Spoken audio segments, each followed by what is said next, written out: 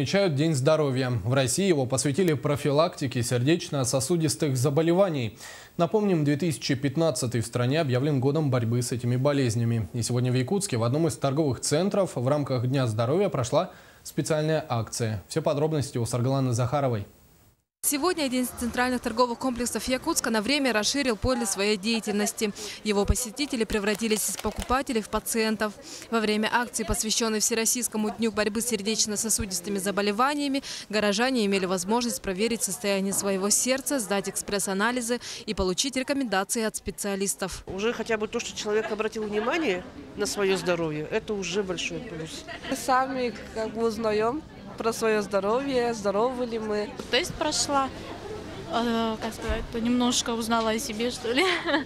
В рамках акции гости могли узнать не только о состоянии своего здоровья, но и получить консультацию психолога. После долгой зимы наступает период весеннего авитаминоза. В это время организм страдает от переутомления и становится восприимчивым к стрессу. Я рекомендую снимать напряжение, научиться снимать напряжение. Это очень простые и всем знакомые вещи, да, то есть это там, поехать там, в лес покричать, например, да, побить подушку, да, то есть завести такую привычку, да, снимать напряжение, когда людей вокруг нет, чтобы не на людей это все сливать. Среди заболеваний, связанных с сердечно-сосудистой системой, одной из самых распространенных является варикозное расширение вен. Для того, чтобы избавиться от этого недуга, можно использовать таблетки или мази, но медицина не стоит на месте. Создаются новые различные методики, например, такой аппарат для прессотерапии.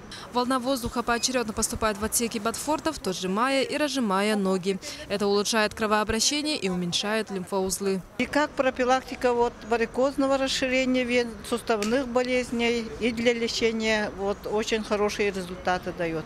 Это первая такая акция и, как уверяют организаторы, не последняя. Так мы хотим поменять менталитет и нацелить каждого человека, чтобы он вел здоровый образ жизни. Сегодня для нас это самое главное.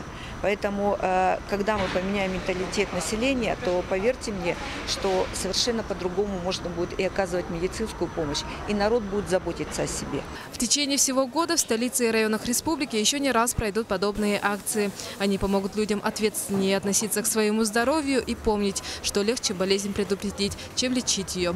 Саргалана Захарова, Иван Семенов, НВК Саха, Якутск.